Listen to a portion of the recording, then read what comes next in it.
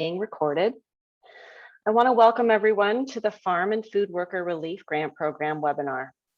Now that everyone is signed in, we want to make you aware of the question and answer button in your toolbar. It should appear in the bottom center of your Zoom screen. While we're not doing a live question and answer session today, we are accepting your questions. Anything you type into the Q&A box is only viewable to the moderator and presenters, and we will do our best to address them via email. Additionally, in about a week or so, we will have a recording of this broadcast available on our program website. Now I'd like to introduce you to our two speakers today, Betsy Ricola and Matthew Russell. Betsy Ricola is the Acting Deputy Administrator for the Transportation and Marketing Program, which is housed under USDA's Agricultural Marketing Service.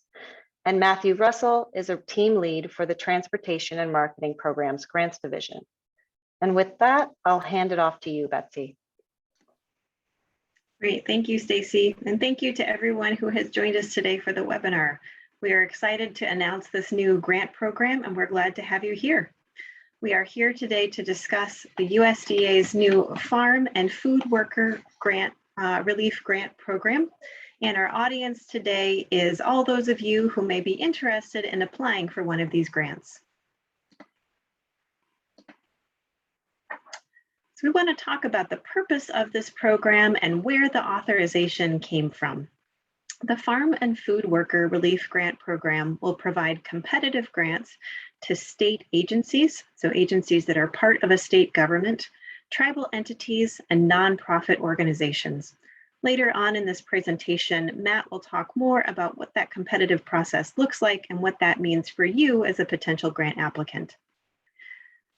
Once the funds are awarded, grant recipients will then distribute $600 per person in relief funds to farm workers, meatpacking workers, and grocery store workers. And as we go through this presentation, you will hear us refer to those workers as the beneficiaries. The purpose of this disaster relief is to help those workers defray costs that they incurred as a result of the COVID-19 pandemic. This is one of many programs that were authorized and funded by the Consolidated Appropriations Act of 2021. So I mentioned funding. We wanted to provide a little bit more detail on what funding is available. So for this particular program, $665 million is available to fund applications submitted to the USDA. This is what we call no-year funding, which means it does not expire in any particular fiscal year, but instead it's available until it is expended. For this round of applications, we have established a 2-year period of performance. So once the grants are awarded, any grant recipients will have 2 years from the date of award to complete the work on the grant project. For the time frame that we have, we anticipate that 2-year period being from early to mid 2022 through 2024. And the size of the awards will be from $5 million to $50 million per award. We have established a grant minimum of $5 million because there's quite a lot of money available, and we need to make awards that are large enough so that we can manage the administration from the federal side. I did put an asterisk by the $50 million because we want to note that our request for applications does provide an exception to that maximum. If you want to request more than $50 million, that is allowed, but what we will expect to see in those applications are the items that you see on the screen here. So any applicant that is requesting more than $50 million in funding will need to show in the application how they can demonstrate a national reach, which means working across multiple states, as well as working in partnership with smaller farm worker or meatpacking worker organizations. And there will need to be a justification for the funding amount request in the project narrative. So all of that is to say, we would expect any organization that's requesting more than $50 million to be a fairly large organization with the capacity to work with numerous on-the-ground partners and also be able to estimate what population you will be able to serve with the funding that you are requesting.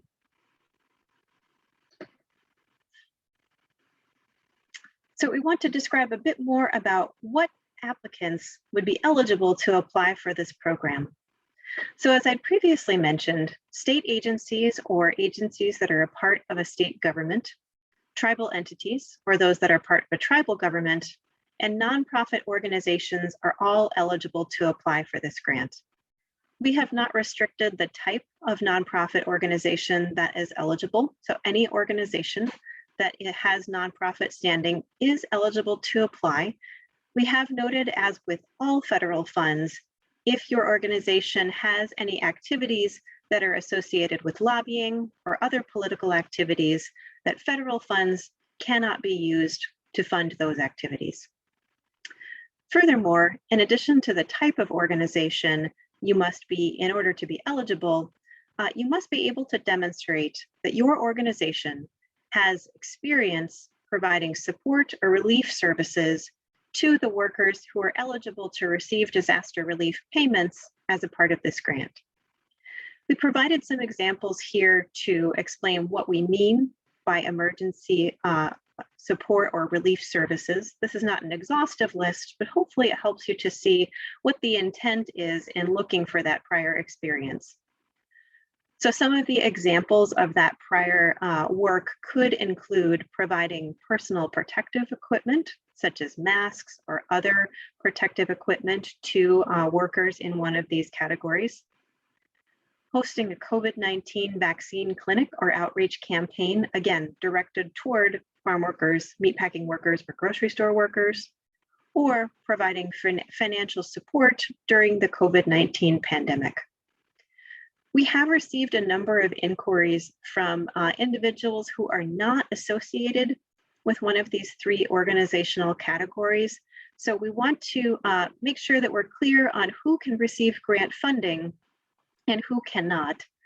But we also want to make sure that we are welcoming to those of you who might not be applying for a grant, but may be interested in participating in this program in another way. We will be setting up future opportunities to connect with potential grant applicants, likely in December. And those can be ways for organizations to form either formal partnerships through proposals for subawards or some contracts, as well as informal partnerships to help with communication and outreach once this program is implemented in 2022.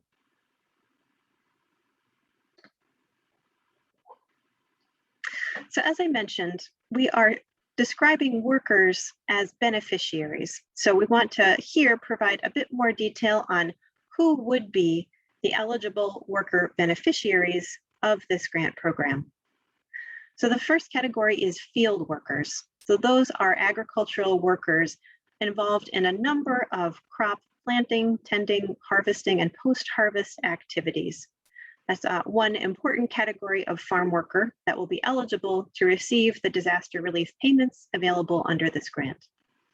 Livestock workers are another category. There are a lot of activities involved in the tending of livestock, milking cows, caring for poultry. Those would be also eligible beneficiaries. Meatpacking workers are a separate category. Those are the workers typically involved in slaughter or other meat and poultry processing, which could include meat or poultry packaging.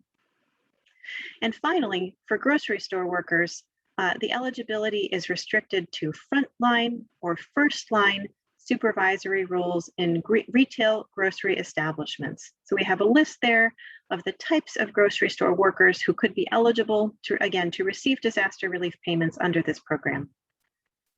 Our emphasis across all of these categories is that the beneficiaries would need to be frontline workers who had to be on site to perform their duties during the COVID-19 pandemic.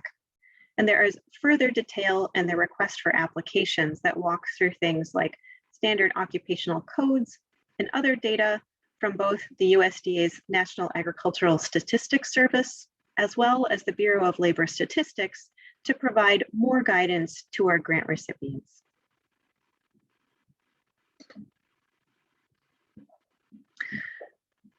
So we wanted to explain a bit further then what the structure of this grant program will look like.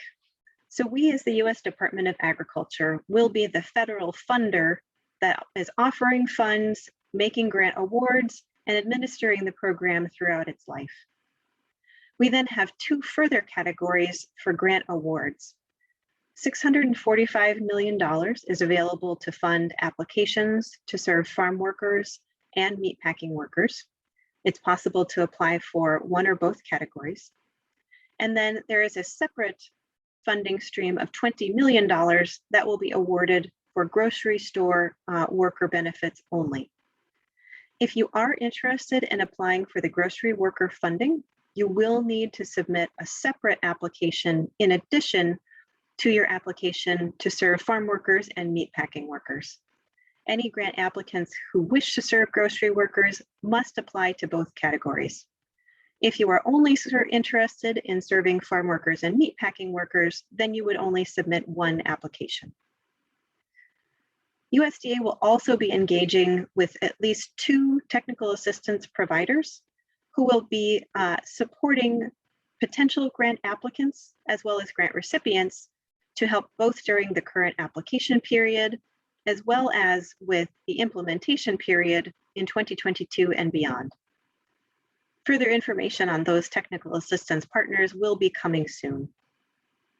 And finally, we outlined below where you can see the relationship between the grant recipients and the beneficiaries who would be the eligible workers for this grant. So a little bit more information on technical assistance. What does that mean? So the Agricultural Marketing Service is in the process of finalizing cooperative agreements with organizations who will be providing support both for grant applicants and for the eventual recipients of this grant funding. So a few examples of the support we intend to provide during the 90-day application period are how to assess your own organizational capacity and determine whether you have the right financial accounting systems, for example, to administer a grant award of this size. There will also be support to provide grant writing tips for success, and also instructions on how to register for various systems like DUNS, SAM, and grants.gov, which are required to apply for a federal grant.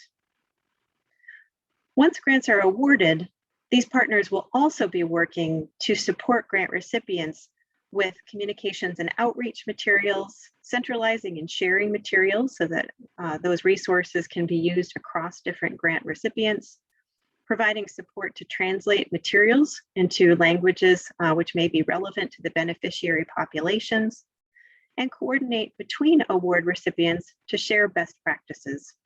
We know that an award like this is large and requires a lot of systems development to make it work well. So we want to create the opportunity to share best practices as well as lessons learned across the different grant organizations.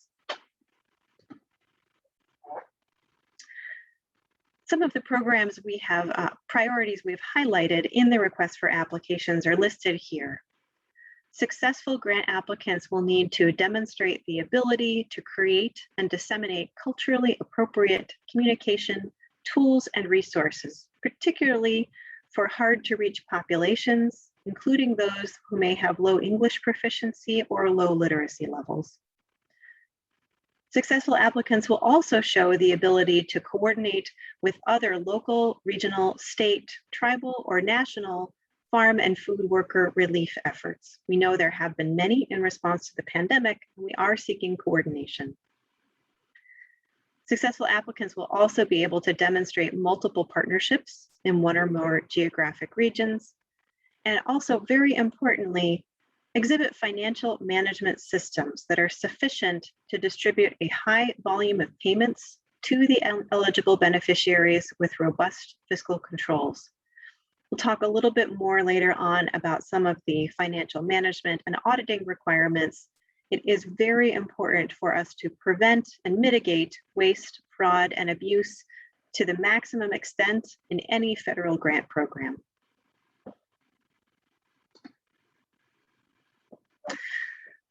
One final note, we have received a couple of questions indicating that some states may have more than one agency which is interested in applying for federal funding.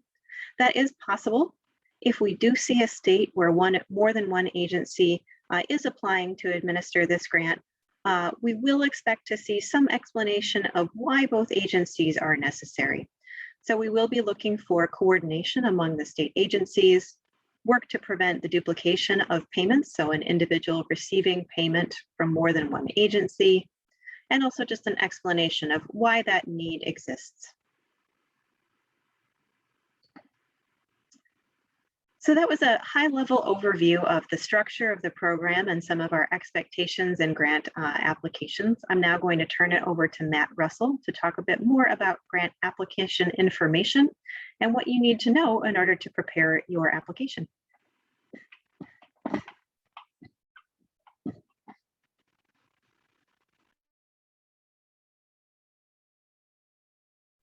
Thank you, Betsy. I appreciate that. Did the screen share? I just share my screen. Did that come through okay? It did, yes. Great, thank you. So, as Betsy said, I'm going to dig in a little bit deeper into the mechanics of the application process and some of the key elements to consider when you're thinking about whether you want to apply for the program, and then if you do apply for the program as well.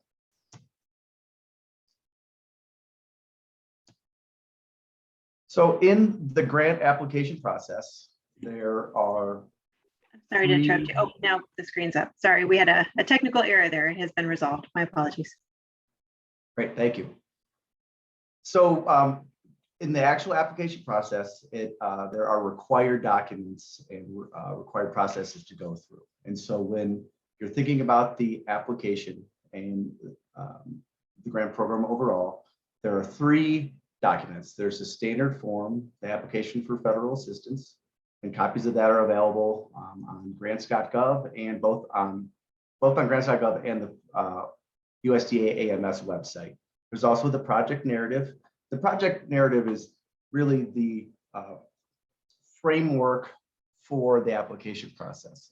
So when reviewing the application materials, this is very important part of the process. So you'll review the RFA. It outlines the program in greater detail than we'll go into today. And then the information that the RFA discusses is outlined in the project narrative into different sections. And so as you read through the RFA and get familiar with that document, then I recommend moving over to the project narrative, where it will prompt the reader for the information that's needed in the different sections. It allows you to give background information about your previous experience working with agricultural workers or the group that you want to serve, outreach to eligible beneficiaries. It goes into great detail about financial management and your integrity plan, and section for outcome indicators, so the goals and outcomes for the programs, and also the budget information. We'll break it down by category. Also in your project application, you will have to have signed letters of commitment from project partners. And so if your project proposes partnerships where that partner is playing an integral role in the implementation of your program, we ask that you submit letters of support, and we provide examples on the website as well of what would be considered an appropriate format for that. So a few key elements to think about as you go through the exercise of deciding if you want to apply for the program, and what are key elements that you will want to include in your application. Number one, and this goes back to a number of questions that we received to date, is about proof of employment. So questions are coming in about if the eligible beneficiaries are, in this case, agricultural workers, what is appropriate proof of employment? So here we have examples of tax form W-2 or a pay stub. And if there are other forms of proof of employment, we ask that you outline that in your application. So these are the ways that we're going to document the proof of employment. There's also the element of self-certification, that the costs that are incurred for the program can be self-certification. So the individual, the beneficiary, incurred these costs due to the pandemic, COVID-19, and that's a self-certification. And that will be for the flat rate payment of $600 per person. And at the time of the self-certification and the proof of employment, itemized receipts from the beneficiary are not required. This, we've got this question a few times. I believe it came up in the Q&A today, is the flat rate payment per person or is it per family? And I just want to emphasize that this is the payment is of $600 is per person. Only individuals may apply for reimbursement. So that again, that's per person as an individual. It is also important to note that the immigration status is not a criteria for participation in the program. So immigration status is not a criteria for participation from the beneficiary into this program. The documentation is an integral part of the fraud prevention efforts. And a big part, a major aspect of that is not oriented towards the individual who is applying for the program and meets the qualifications, but in situations where there are individuals who are not qualified to receive the benefits searching for the program. We see this in a few in different grant programs from time to time where folks, individuals or companies will falsify documents to participate in a program that they may not be eligible for. And so it's an integral part of the program, and it should be documented clearly in your application process.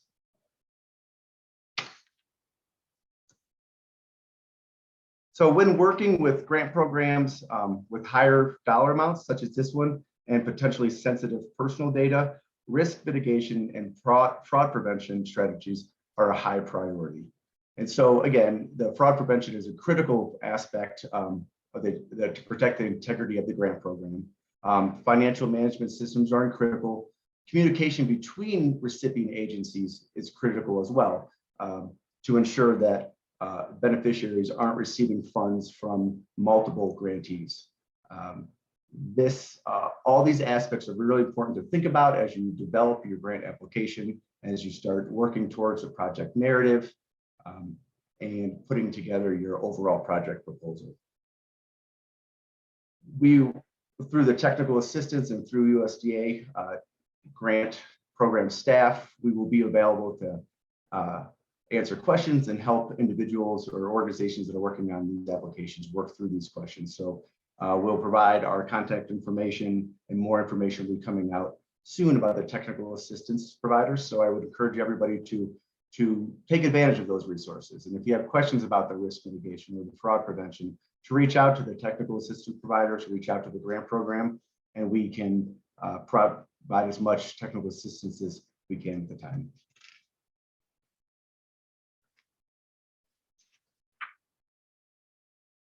Another important element to consider when thinking about applying and putting together an application is that there is a single audit requirement for grantees because of the size of the awards. So any award over $750,000 or a total of $750,000, that organization entity will be required to do a single audit, which will evaluate your operations and your internal controls related to the grant program. There is a lot of information about single audit on the AMS website and through the terms and conditions that are listed on the AMS website as well. And in addition, there are numerous third-party resources through other federal agencies that have go through in greater detail on the single audit requirements. It's just important to know that grantees that are awarded funding through this program will be subject to the single audit requirement. So it's something to consider when you are making your plans.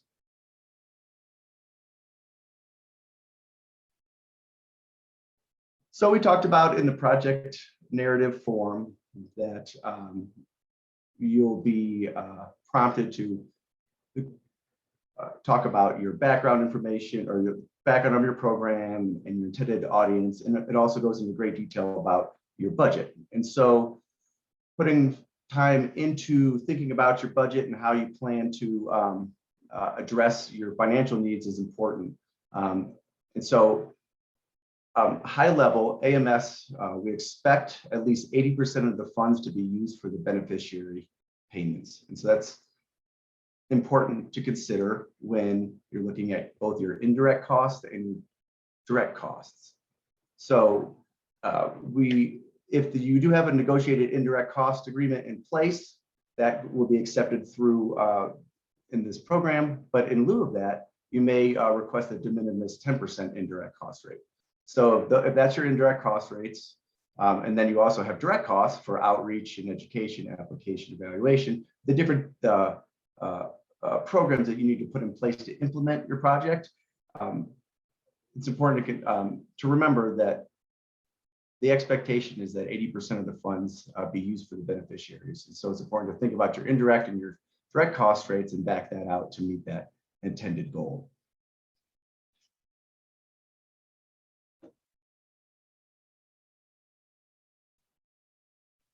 So now that you've read through the RFA and you've looked through the narrative form and the 424, and you've put together your program, you've supplied that information in the project narrative form, you've got your letters of support together.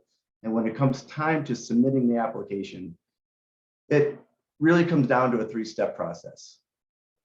You would obtain a DUNS number through the Duns and Bradstreet system. We have information on that on our website, and in the RFA, it goes into great detail. You would register with the System for Award Management, which is sam.gov. And then ultimately you would register and submit your application in grants.gov. It's important to note that all applications must be submitted electronically using grants.gov. And there are a lot of resources out there. In the RFA, I think just scratches the list of resources that are available to organizations that are interested in applying for funding.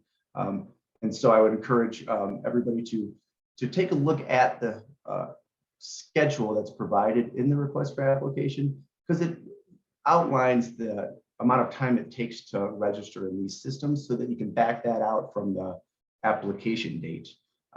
At any point, if you have questions on this, again, I encourage you to reach out to the technical assistance providers or reach it directly out to the grant program staff, and we can put you in touch with resources and get you in the right direction there.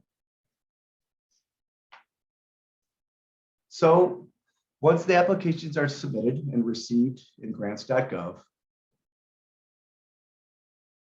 they are all reviewed by USDA in a peer review process. So I'm going to talk a little bit about that.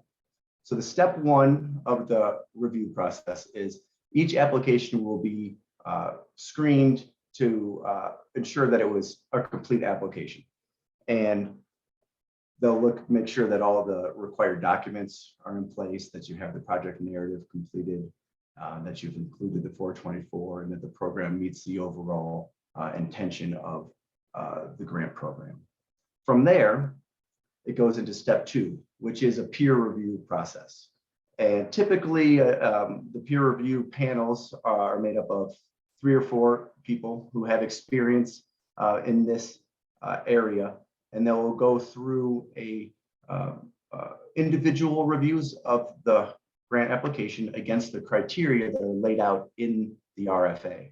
And so here I've put the 4 categories: alignment and intent, technical merit, financial controls, and fiscal plan and resources. Now, those are pretty broad headings that offer not the most helpful amount of detail, but in the RFA, each one of those sections is broken down into individual line items of what the peer reviewers will be looking for in each one of those sections. And so that's another important part of the request for application, is to read through the RFA, to get familiar with the project narrative form, and then to revisit the peer review criteria, because those criteria will be used to evaluate the application. The high ranking applications will be submitted for final review, which is an administrative review. And they, at that point, AMS staff will go through to assure that the funding requests align with the goals and objectives, the costs are allowable and eligible to the program, and more general grant related review. And so the 3 steps are: they come in making sure that the program has all the complete forms, and it goes through the robust peer review process. I do want to make a note here that if individuals that are interested in being a peer reviewer, to please reach out, and we'll have our contact information available here at the end. If you're with an organization is not choosing to apply for a program or for this program, and you don't have other conflicts of interest, you could be a peer reviewer. And having done it many times before, it is a very good experience, and it's a great way to learn about grant programs in general and about this program specifically.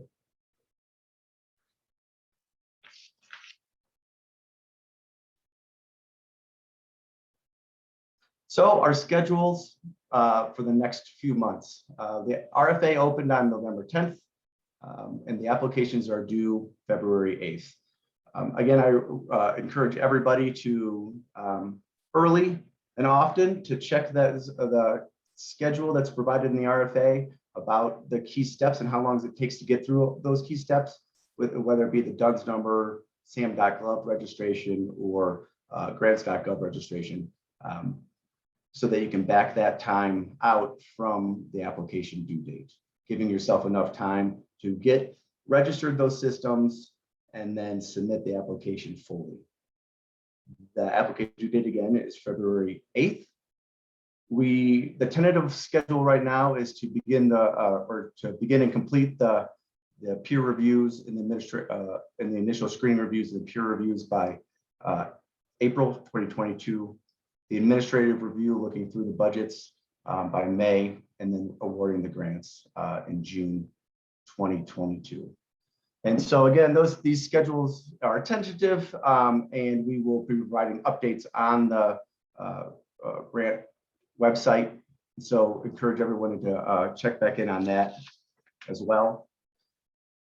Here is our 2 important resources for everybody. The website for the AMS USDA site will have all the information that you need regarding this grant program, including the RFA, supporting documents, links to resources, and other important documents. So it's an important one to bookmark if you're interested in the program and revisit on a regular basis. But also here's our grant program email address. And so please reach out if you have questions along the way through the application process before the TA providers are in place.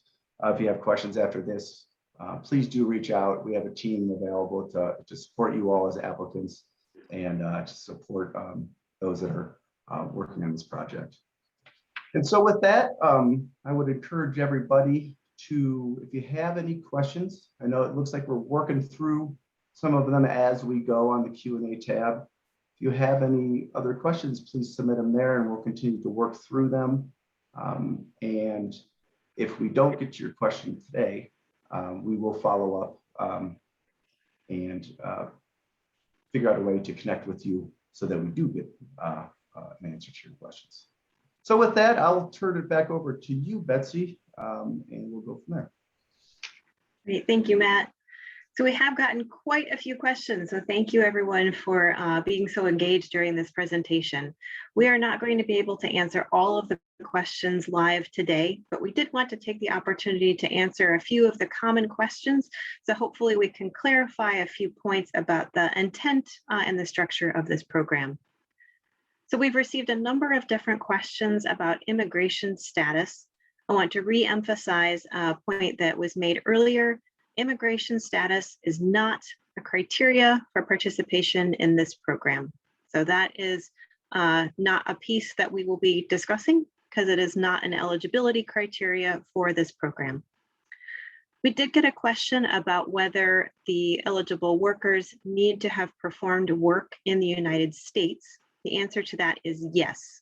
So the intent of this program is to provide disaster relief payments to workers in one of the eligible frontline professions within the United States, one of the 50 states, or one of the territories.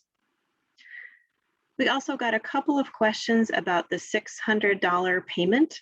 We say a flat rate payment. That simply means we expect all payments to be $600. Since these are not itemized, there is no other option for a different payment amount. All worker payments are to be $600.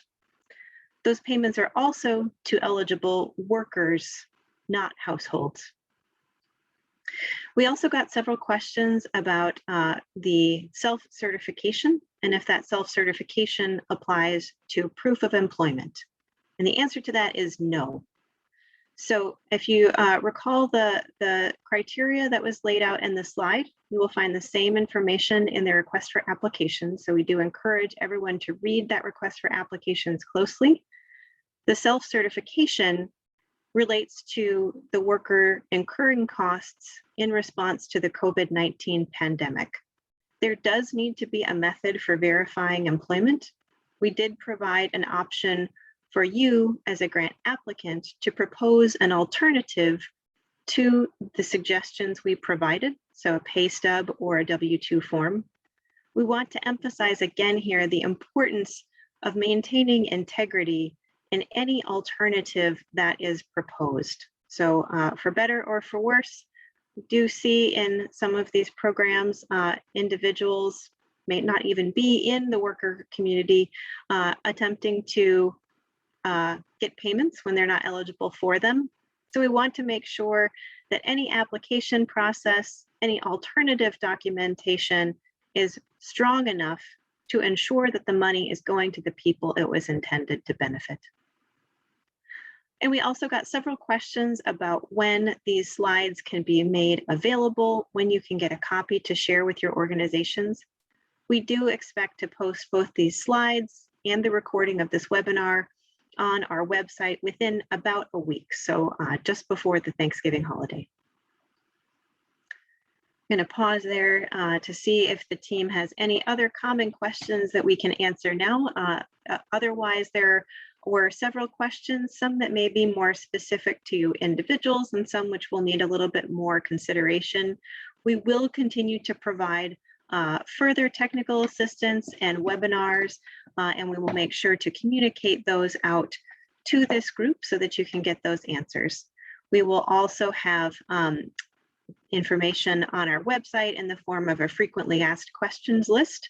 So please keep those questions coming. The more questions that we know about, the more we can provide those answers.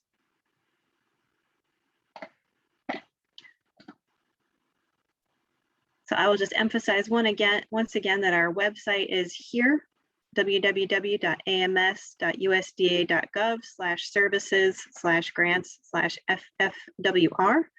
And the email is ffwrgrants@usda.gov.